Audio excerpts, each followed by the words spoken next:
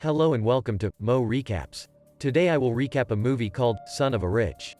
Spoilers ahead. Watch out and take care. A pampered affluent boy named Grisha, played by Milos Bikovic, comes from a club at the film's beginning when he sees his car being towed away. He begins chasing the tow truck while cursing at the driver out of rage. Unfortunately, he has a collision and loses consciousness. The scene cuts to, later, a man named Artyom, played by Sergei Sotsardotsky, dressed in archaic attire, wakes him up in a stable. He is directing Grisha to bring the horse to the Lord. Grisha, who is similarly attired, ponders the scenario as he attempts to make sense of it. Avadi soon arrives and brings Grisha outside before beating him for failing to saddle the horse as the Lord had instructed. The Lord eventually appears and asks why he hasn't prepared the horse. Grisha tries to be intelligent and cunning, thinking it's a joke but is badly whipped. Despite this, the Lord gives Grisha more opportunities to bring out the horse. However, the elitist jerk threatens them with his father's authority and tries to flee, believing everything is a joke. However, the individuals are too convincing, and the surroundings are too natural. Grisha gradually comes to terms with the fact that he is an impoverished serf living in a small Russian Empire village. It is the summer of 1860. This occurred 6 months before serfdom was abolished. Serfs, enslaved persons, are the most impoverished members of the peasantry. The serfs who occupied the land owned by the lords were forced to work day and night tending crops as a kind of servitude. As a result of his attempt to flee, Grisha is eventually apprehended by the lord's soldiers and taken away to be hanged. He confidently asks to see a lawyer, even in such a hazardous condition, until he notices another farmer hanging lifelessly from a rope. His behavior completely transforms at this point, and he asks for forgiveness. Grisha, lavished with the attention his entire life, is unaccustomed to being threatened by others. He begins remembering his previous existence as a result. Grisha, the spoiled son of Russian billionaire Pavel, is 27 years old. He treats everyone with rudeness and disrespect. The scene then flashes back to a few days earlier, when Grisha is in a bar and attempting to make out with a stunning woman named Anfisa. She, however, demonstrates attitude and mocks his cliched approach to pursuing her. In response to a challenge, Grisha approaches a club worker making a champagne tower and removes 2 glasses from the base, dismantling the building and causing a stir. When no other girl gets the same drink as Anfisa, he offers her 1 champagne glass. The girl is finally impressed by this, and they enjoy a drink together. Later, in his posh automobile, Grisha forces her to give him oral coitus. When she declines, he throws her out and drives off. He violates the speed limit while traveling, which causes a police car to arrive and stop him. As you can guess, the spoiled son of a gun doesn't fear the police and, at first, tries to flee. But the policeman is compelled to halt when he threatens to use force. Grisha is accustomed to buying his way out of sticky situations by paying off the police. He employs the same strategy even this time, but to his astonishment, the recently moved officer rejects the bribe. Instead, to halt the car, he scales its hood. Although the police have told Grisha to slow down, he doesn't seem to care and keeps driving at a high pace. In the end, there is an accident, and the policeman suffers severe injuries. Grisha's father, played by Alexander Samoylenko, shows up at the police station as he is being taken into custody.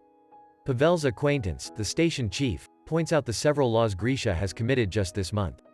Additionally, the chief informs him that this is the last time he will assist him because Grisha has gone too far. A police officer was seriously hurt by his son's behavior, who broke his pelvis and ribs. But despite everything, Grisha doesn't appear to feel regret or guilt, as you can guess now. Pavel ultimately realizes that Grisha will keep acting recklessly and dangerously in the hope that his wealthy father will spare him from severe actions or scenes with money. Pavel pays Grisha's debts and tells him to get his life straight by threatening to block all of his credit cards. However, Grisha is unfazed by his father's warnings and instead mocks Pavel for being an insanely greedy person for money. Before he departs, he advises his father to concentrate on his rivals because they might soon rob him of his business.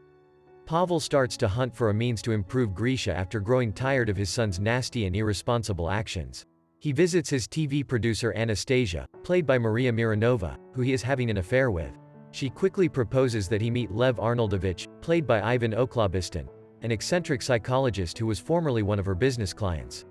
While Arnoldovich may use unconventional techniques that appear brutal and upsetting, Anastasia, nicknamed Anna, claims that he almost always provides a definite result.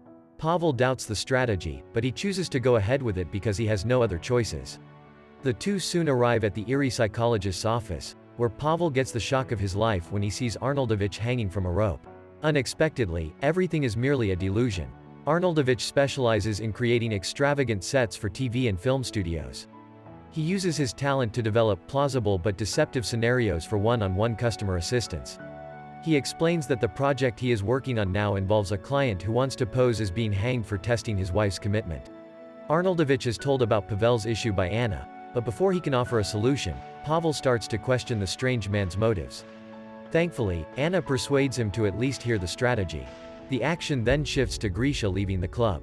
He hears the tow truck pulling away from his car and rushing after it while cursing at the driver. Unfortunately, he appears to have had an accident during the process and collapsed. Following this, the action shifts to the present, where Grisha is ready to be executed by hanging. But thankfully for him, Aglaya, played by Olga Dibsteva, the Lord's daughter, appears. Kind and compassionate, Aglaya commands her brother Alexei, played by Kirill Nagiv, and the Lord's right-hand man Abdi, played by villain Babachev, to stop the execution. However, they decline right away. The Lord himself soon becomes interested in the disturbance. Aglaya asks her father to end the execution as a birthday present because it turns out to be her birthday today. To everyone's chagrin, the Lord, who adores his daughter dearly, granted her wish. Grisha, on the other hand, is still taking things in and finds it difficult to express his gratitude to Aglaya for saving his life. A vulture in the skies, ready to devour Grisha's flesh, dejectedly flies off to a distant wind turbine. Surprisingly, it is discovered that the bird is actually a drone and that Anastasia and Dr. Arnoldovich, using Pavel's funds, meticulously recreated the entire 19th century village. Additionally, Grisha's accident was staged by his father, Pavel. The project's objective is to alter Grisha's perception of himself and his surroundings fundamentally. From their mission center within the fake wind turbine, the team closely monitors the spoiled brat's every move in the new setting. The project isn't a replica of Russia in the 1860s, but because Grisha doesn't know enough about fundamental Russian history, he overlooks the numerous anachronisms around him. The actors are free to visit mission control and rehydrate while not working. Grisha continues to passionately reject the idea of regressing into the past while trying to reason logically, but as time passes, he accepts his status as a serf. He is forced to work in the stable for the following few days with no opportunity for healing. He is given vegetarian food that is hardly edible and made to urinate in the open. One day, Grisha discovers Aglaya sobbing alone. He consoles her, and while they converse, she says that her father is pressuring her to wed a wealthy older landowner. Grisha, on the other hand, doesn't feel sorry for her since he thinks Aglaya will be better off marrying someone richer than her father. He claims she can keep all the money after her spouse passes away. It turns out that this was the scriptwriter's intention for Grisha to start a relationship with Aglaya, which would later lead to a serf eloping with a lady, and a radical change in outlook on life. Sadly, the scheme completely fails. Grisha decides to steal one of Lord's chickens one day since she is sick of eating disgusting food. He locates a saucepan to make chicken soup with Artyom's assistance and utilizes the feathers to create a cozy pillow for himself. But regrettably, he doesn't give Artyom any of the chicken soup, aggravating the screenplay writers again.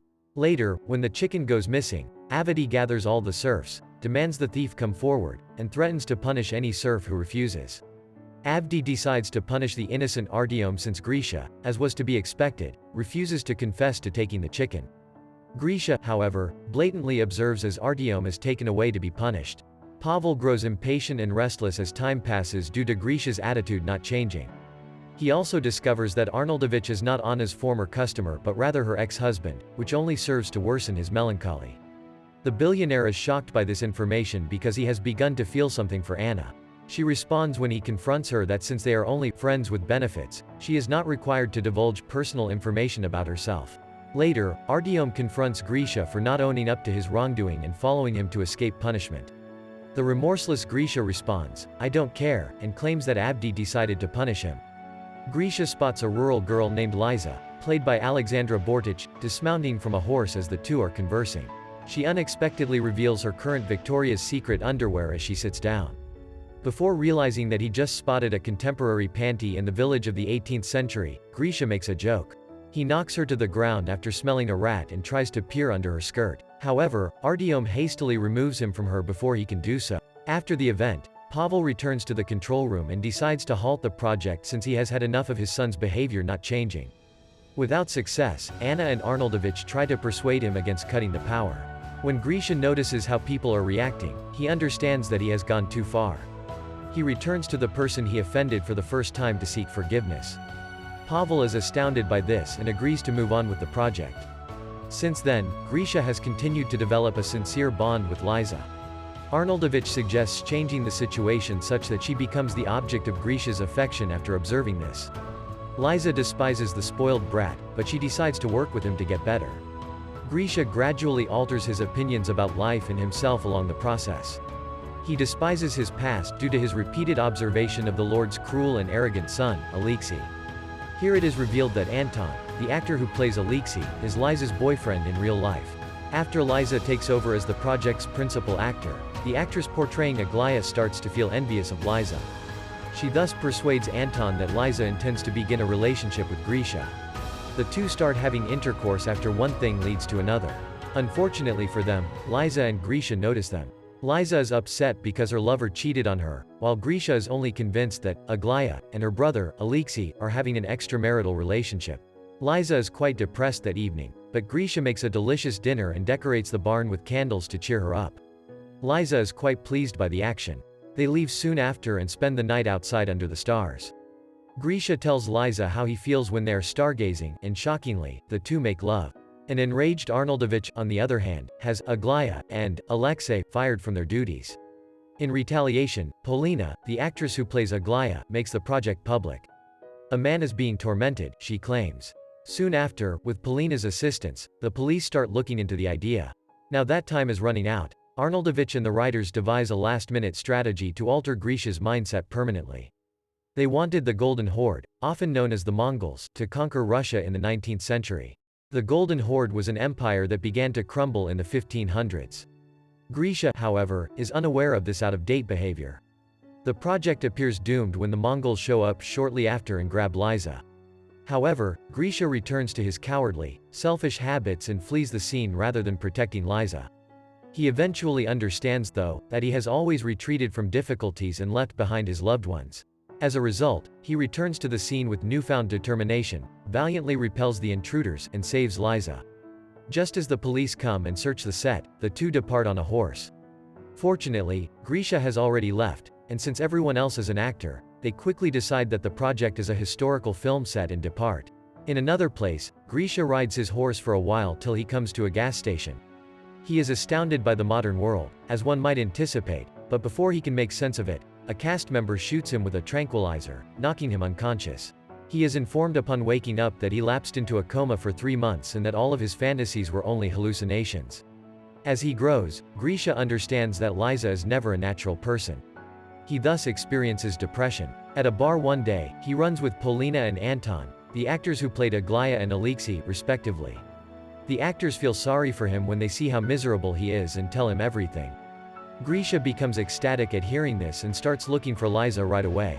He eventually locates her in a stable, and they reunite in love. Pavel, on the other hand, tells Anna how he feels, and the two marry. The film ends with the son of another aristocrat being led into the village, and deceived into thinking he has wandered into feudal Russia. This time, Grisha observes as an employee of the project. Thanks for watching. Make sure to like and subscribe to the video for more videos like